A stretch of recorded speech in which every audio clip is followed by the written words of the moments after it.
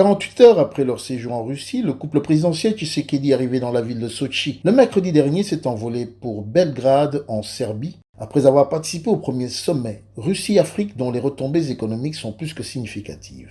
En effet, la RDC peut se réjouir de ce voyage qui rapporte la signature d'un contrat de 500 millions de dollars dans le domaine ferroviaire axé sur la réhabilitation des voies, la construction de nouvelles unités, la formation et l'installation d'une usine de montage.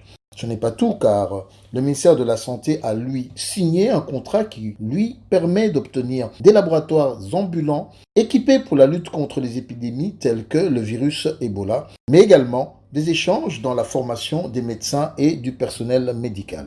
Un accord portant sur l'exportation du logiciel russe MyOffice a été conclu avec la République démocratique du Congo. MyOffice est un logiciel russe pour la communication et le travail collaboratif de documents sur n'importe quelle plateforme technologique qui fournit un contrôle complet des données du côté des entreprises privées ou de l'État. L'écosystème MyOffice comprend des applications multiplateformes, une solution de stockage des données et de travail collaboratif, des applications mobiles pour smartphones, mais également une version spéciale, gratuite pour l'enseignement scolaire et préscolaire. Les solutions MyOffice sont en mesure d'assurer une gestion sécurisée des données au sein des infrastructures en nuage de l'État et de l'entreprise. C'était un nouveau vent entre la Russie et l'Afrique et le Congo était présent. J'ai parlé aussi avec Madame la ministre de Santé publique ici. Et nous avons d'autres opportunités et dans l'avenir que nous allons exploiter. Alors je crois que c'est un bon commencement. Et les Russes seront au Congo. Et je crois qu'avec ce nouveau vent, cette opportunité, nous allons faire avancer le Congo avec les Russes dans le domaine de la santé. C'est vrai, les besoins en termes d'investissement sont énormes. Nous avons eu l'occasion de rencontrer des investisseurs de mon secteur, le secteur des ressources hydrauliques et électricité. Le président de la République a vu juste en nous associant à cette mission. Cette mission nous a permis effectivement d'avoir des échanges et même de signer des lettres d'intention par rapport à soutenir le secteur. Et ce soutien va permettre l'amélioration de la desserte en eau et en électricité. Ce n'est pas pour rien que nous sommes arrivés ici. Nous sommes dans le 26 provinces. La vision du chef de l'État, il faut relier le chemin de fer dans toutes les provinces. Mais avec le contrat et la lettre d'intention que nous sommes engagés, avec 500 millions de dollars pour financer simplement le chemin de fer. D'ici 10 jours, ils seront en Kinshasa. Et nous allons développer pour la construction de chemin de fer en République démocratique du Congo. Non seulement nous nous sommes engagés avec une entreprise de chemin de fer, mais nous avions eu aussi honneur ou avantage de pouvoir s'engager avec une entreprise russe qui va financer ces projets de chemin de fer en République démocratique du Congo.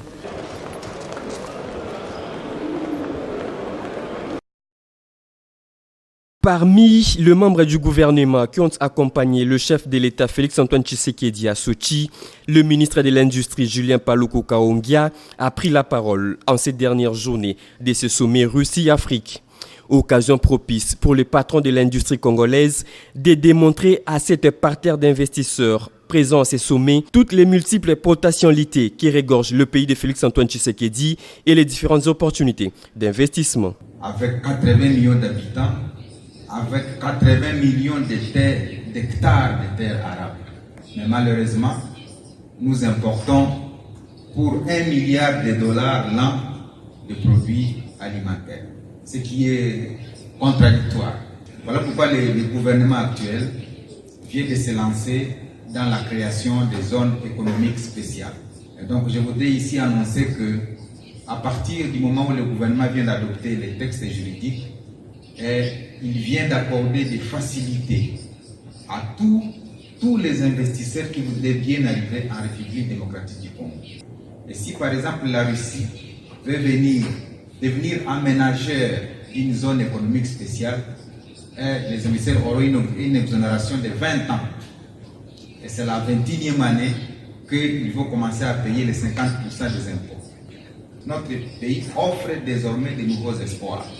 Ce n'est plus un pays de guerre, ce n'est plus un pays de conflit, C'est un pays maintenant d'opportunités. Cette première édition Russie-Afrique qui a fermé ses portes, les participants se sont donné rendez-vous dans 3 ans dans une de villes africaines.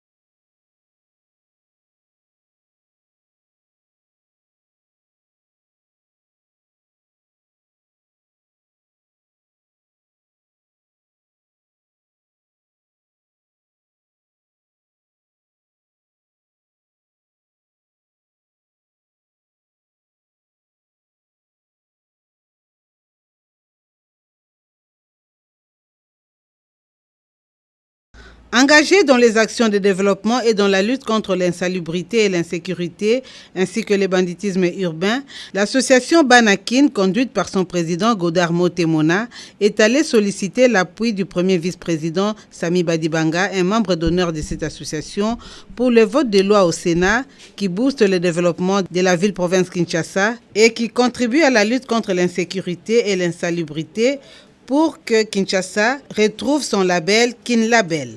Les investisseurs namibiens importateurs du poisson chinchard sont décidés de contribuer à la lutte contre l'insécurité alimentaire en République démocratique du Congo. Conduit par l'ambassadeur des Namibiens en RDC, Anastase Kaboba, ces hommes d'affaires namibiens sollicitent l'implication du deuxième vice-président du Sénat, John Tibasima, pour faire les plaidoyers pour le vote de la réforme de la loi sur l'importation en mettant l'accent sur la baisse des taxes douanières et la réduction des procédures d'exportation, avec comme conséquence l'importation des vivres de qualité qui répondent aux normes sanitaires. I think what we are just wanting from the DRC government is to assist. Nous attendons du deuxième vice-président, c'est un lobbying puisqu'il est parlementaire et qu'on peut prendre des lois qui permettent à ce que l'exportation se fasse directement de la Namibie à la RDC en uniformisant toutes les lois par rapport à la baisse des taxes. Il leur a promis d'apporter cette question sur la table pour qu'on discute des taxes et qu'on discute de la façon d'exporter des poissons au Congo sans passer par un autre pays afin de garder la qualité des produits qui rentrent dans notre pays pour les biens des consommateurs. Ils se sont fixés rendez-vous à l'hôtel du gouvernement pour s'approprier les fonctionnements du groupe thématique, cadre des dialogues et des concertations entre le gouvernement, les partenaires techniques et financiers, la société civile, les secteurs privés et les institutions d'appui à la démocratie sur les politiques et stratégies du développement. La présidente du comité de pilotage du groupe thématique, la vice-première ministre, ministre du Plan Élisée Mounemboué, a réuni les ministres présidents du groupe thématique sectoriels pour les informer et les éclairer sur l'état de lieu actuel du fonctionnement de chacun des 15 groupes thématiques pour faciliter la relance. Occasion également de parler de son mode d'organisation et de ses attributions. La présidente du comité de pilotage du groupe thématique leur a demandé de contribuer au bon fonctionnement du groupe thématique afin de participer à l'élaboration du plan national stratégique du développement. Ce plan s'intègre dans la vision actuelle du chef de l'État concernant son programme d'action. Après la signature du document d'acceptation de l'organisation des 9e Jeux de la francophonie par la RDC, c'est le tour des ambassadeurs des pays ayant le français en partage d'échanger avec le ministre d'État à la coopération internationale, intégration régionale et francophonie, Maître Pépin Guillaume Manjolo Bouakila. 12 diplomates ici réunis ont donc abordé avec le ministre d'État les préparatifs des 9e Jeux de la francophonie. Au nom du groupe des ambassadeurs francophones, le Tunisien Boukri Rimli a réaffirmé le soutien à la RDC pour les préparatifs de cet événement de portée internationale. Nous sommes là donc pour montrer notre soutien, notre solidarité avec la République démocratique du Congo par rapport à l'organisation des Jeux de la francophonie. et également par rapport donc, à l'organisation par la Tunisie donc, en 2020 du 20e sommet de la francophonie. La femme, la jeunesse et l'emploi sont des thèmes provisoires retenus pour ces Jeux. Après la réunion de l'OIF la semaine prochaine à Monaco, les choses pourraient mieux se préciser. Nous attendons la semaine prochaine, donc après la réunion de Monaco, qui va accorder officiellement l'organisation des Jeux de la francophonie à la RDC.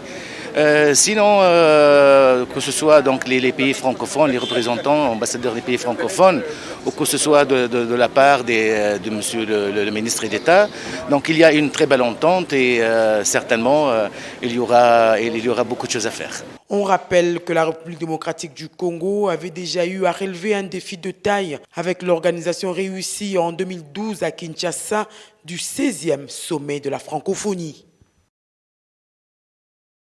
Grâce à ce programme ambitieux du chef de l'État, la SNEL a su présenter des actions à impact visible sur terrain, s'élevant à 80% de fonds décaissés. Ce nouveau poste haute tension de Kimbanse, qui est déjà mis en service, l'illustre bien. Et aujourd'hui, le poste est là et progressivement, nous reprenons en charge cette population. Nous leur demandons de nous accompagner. Nous allons placer des compteurs après paiement et de payer l'électricité pour que nous puissions fiabiliser et garantir l'alimentation en électricité. Après Kimbanse, le cortège du vice-ministre Papi Punguluamba a pris la direction du Mont Ngafula pour s'arrêter au quartier Ngafani et Cité Verte. Question de palper les différentes réalisations vers ce coin de la capitale. À Badiading, la délégation a reçu des explications sur le fonctionnement de cette station qui alimente près de 15 cabines actuellement dans le cadre de 100 jours. Trouvée sur place, la députée provinciale de cette commune, Marie-Néline Tsatsa, s'est faite porte-voix des quartiers sans électricité. Selon Périple Achuté au quartier Kanlouka, où est implantée une cabine dans l'enceinte d'une école, faute d'endroit approprié, ce qui prouve de la détermination de la SNEL de desservir la population du courant électrique, même dans les coins les plus reculés de Kinshasa. Les bénéficiaires s'en réjouissent.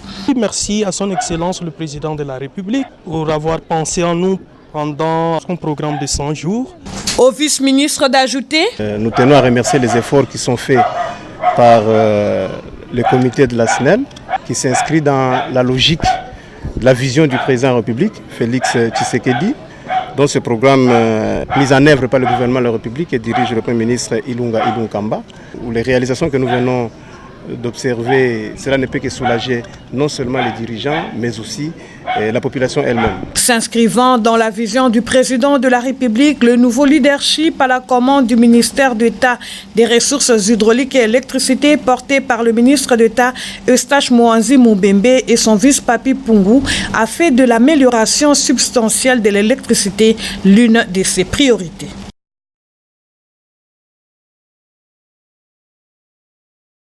La Ruzizi, située dans l'est de la RDC, aux confins du Rwanda et du Burundi, est un potentiel énergétique offrant des opportunités économiques immenses. Réunis à Kinshasa, ces trois pays ont décidé de conjuguer leurs efforts pour la viabilité de cet espace qui va compter 6 millions d'âmes d'ici 20 ans. Pour le ministre des Finances, Séléya Lagouli, il va falloir anticiper et saisir ces opportunités pour améliorer la qualité de vie sur cet espace commun. La plaine de la Ruzizi, qui est une richesse commune que nous partageons les trois pays, il a plu aux autorités au travers de l'organisme qui nous gère, donc la CPGL, de pouvoir penser à un plan d'aménagement pour essayer de mettre en valeur toutes les potentialités dont regorge cet espace au bénéfice des populations, essentiellement de cette partie de ces trois républiques qui souffrent quand même d'une pauvreté alors que les potentialités sont là. Donc voilà pourquoi, avec l'appui de nos partenaires au développement, essentiellement la Banque africaine de développement, une étude a été menée pour le plan d'aménagement et ces plans nécessitent maintenant qu'on puisse faire des levées de fonds et voilà pourquoi cette table ronde se tient ici pour faire un peu de lobbying en vue de ces fundraising. Il y a par exemple un plaidoyer pour un pont qui existait entre le Burundi et la République démocratique du Congo qui doit être fait. Mais je crois que nous sommes dans une dynamique d'ensemble qui fait que la reconnectivité, davantage, elle est déjà là, mais il faut la pousser au niveau le plus élevé possible. Les assises du chapiteau du Pullman auront eu le mérite de redynamiser cette organisation sous-régionale. Le directeur général par intérim de l'autorité de régulation et de contrôle des assurances, ARCA en sigle, Alain Kaninda, a mis les bouchées doubles dans la campagne de sensibilisation et de vulgarisation du nouveau code des assurances qui libéralise le secteur. Dans le Haut-Katanga, il s'est entretenu avec le vice-gouverneur en lui parlant de la portée du changement qu'apporte cette loi. Alain Kaninda a rencontré le premier président de la cour d'appel de Lubumbashi et le procureur général près cette cour. Pour être complet, le directeur général AI de l'ARCA, qui anticipe sur les réalités de terrain, est allé voir le commissaire provincial de la police du Haut-Katanga pour qu'en cas de besoin d'une coercition, ses services soient disponibles. Sa mission de sensibilisation l'a ensuite conduit au Lualaba, précisément à Kolwezi. Ici, le directeur général par intérim de l'ARCA a eu un échange fructueux avec le gouverneur Richard Mouyej-Manguesmans sur l'obligation pour toutes les entreprises de se faire assurer localement auprès de l'assureur de leur choix. L'excellence est bien au fait de la réalité de cette réforme économique et de son importance pour la province. Et c'est dans ce cadre-là que nous avions également convenu avec son Excellence dans le processus de sensibilisation et de vulgarisation que l'ARCA a lancé, de pouvoir tenir une grande réunion ici avec tous les opérateurs économiques pour que cette sensibilisation-là soit effective. Pour une large appropriation, au cours d'une réunion présidée par le directeur de cabinet du gouverneur du Lualaba, Alain Kaninda a eu la possibilité de sensibiliser toutes les autorités provinciales dont les services sont impliqués dans cette effectivité de la libéralisation. La justice, la police, la liste n'est pas exhaustive. Ils sont au total 248 apprenants de l'École nationale des finances à avoir franchi la ligne d'arrivée avec satisfaction pour certains. D'autres ont même distingué dans les différentes filières: les impôts, les douanes et accises, la comptabilité et la section des assurances. Dans un discours bilan, le nouveau directeur général de l'École nationale des finances, Jean-Paul Niembo Tampakanya, a reconnu les difficultés qui ont plombé l'année achevée au-delà du calendrier. Il a une nouvelle vision pour y remédier. L'année qui s'achève n'était pas facile. Elle a été longue à cause de plusieurs obstacles, mais qui ont été surmontés. Avec le concours de l'autorité politique, du ministère et des personnes de bonne volonté, comme les deux secrétaires généraux ici présents. Cette double cérémonie de clôture de l'année de formation 2018-2019 et de l'ouverture de la session 2019-2020 à l'ENF a été rehaussée de la présence du secrétaire général aux finances, Christophe Bitasimois. Il représentait le ministre des tutelles. La mise à niveau des cadres et agents des administrations des finances, du budget et des régies financières assurées par l'ENF vise à rendre compétitifs les candidats appelés à remplir avec professionnalisme leurs tâches. Le profit est gouvernemental.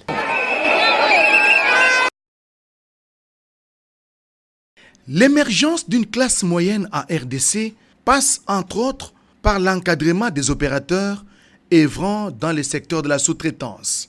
Le directeur général de l'autorité de régulation de la sous-traitance dans les secteurs privés en RDC, Ahmed Kalej Kand, a pris son bâton de pèlerin pour sensibiliser les entrepreneurs congolais sur cette nouvelle loi effective depuis janvier 2018. Pour Ahmed Kalej, les entreprises congolaises à capitaux congolais évoluant dans les secteurs sont appelées à s'organiser, à se structurer pour répondre aux exigences des entreprises auprès desquelles elles offrent leurs services. Des questions sur les dispositions contenues dans cette nouvelle loi ont alimenté les débats. C'est une loi qui est salutaire pour l'économie congolaise et pour l'émergence d'une classe moyenne congolaise, comme le prône le chef de l'État. Les entreprises à capitaux congolais à qui cette loi est principalement destinée prennent conscience que c'est leur outil pour leur intérêt, pour qu'ils puissent se développer, pour être à la hauteur des exigences des entreprises qui commandent les services et les biens. À l'étape du Lualaba, l'autorité de régulation de la sous-traitance en RDC s'est fait accompagner dans cette campagne de sensibilisation par la vice-gouverneure, l'honorable Fifi Masuka Saini, représentant l'autorité provinciale à cette rencontre.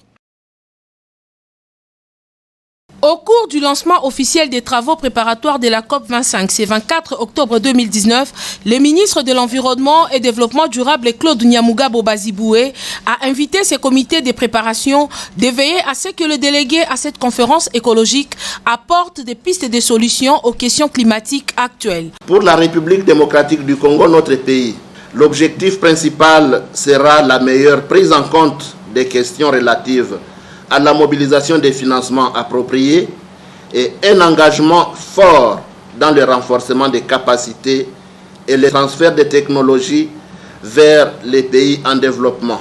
Pour notre chef de l'État, la question environnementale est une préoccupation omniprésente et transversale qui touche l'ensemble de nos politiques, nos stratégies, nos programmes et nos projets de développement.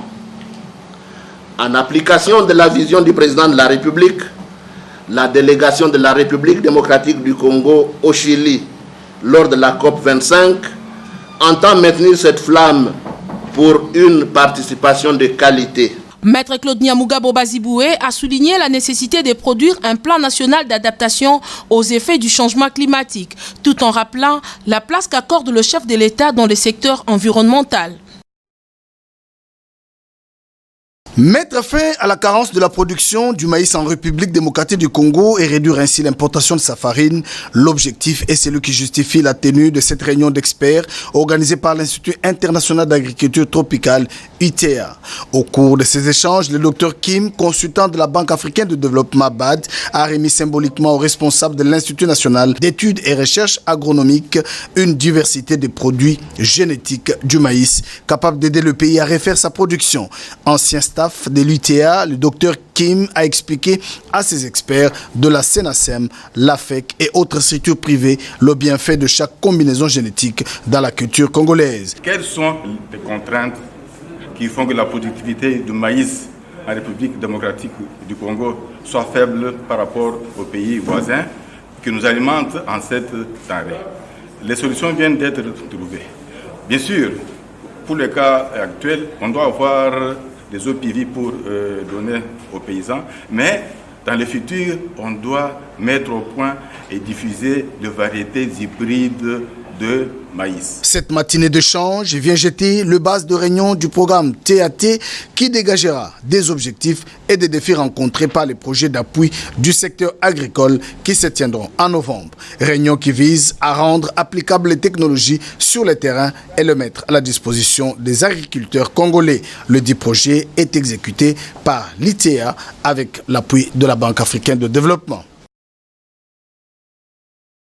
Pendant 3 jours, soit du 22 au 24 octobre 2019, les participants à la conférence internationale sur les solutions durables aux situations de déplacés de la RDC, venus du gouvernement central de la RDC, des gouvernements provinciaux de l'Ituri, du Sud Kivu, Nord Kivu, du Kasaï central, de la PNC, des universités des pays des Grands Lacs, des Nations Unies, du HCR, du CICR, pour ne citer que ça, ont réfléchi, débattu sur plusieurs points, adopté la feuille de route pour enfin formuler les recommandations pertinentes. Au gouvernement de la RDC, 17 recommandations ont été formulées, notamment de parachever le processus de ratification de la Convention de la protection et l'assistance aux personnes déplacées internes, dite Convention de Kampala, aux acteurs humanitaires, de développement et de paix. 13 recommandations, notamment poursuivre auprès du gouvernement de la RDC le plaidoyer en faveur de la ratification et de l'intégration et de la mise en œuvre intégrale de la Convention de Kampala, aux bailleurs de financer la stratégie nationale sur les solutions durables et encourager l'État congolais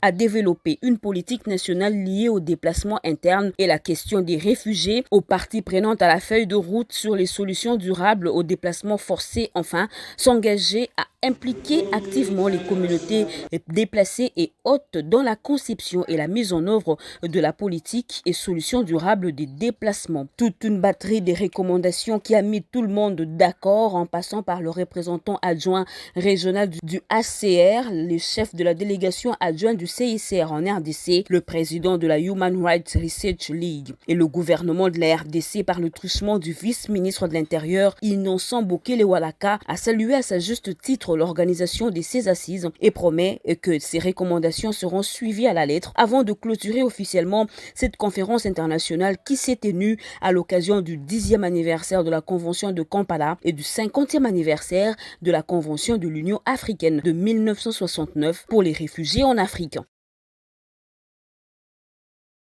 La Société nationale d'assurance a pour mission d'assurer la sécurité contre les risques éventuels sur l'économie congolaise, les patrimoines national et les intérêts individuels.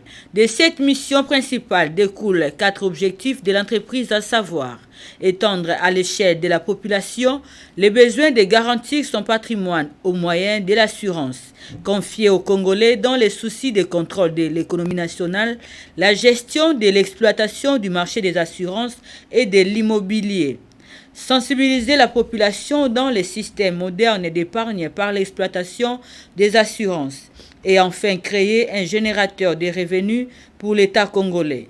Cependant, la SONAS met à la disposition des souscripteurs une série de gammes de produits, notamment l'assurance de biens, les tout risques chantiers, les montages essais, le maritime et aviation, pour ne citer que ceux-là.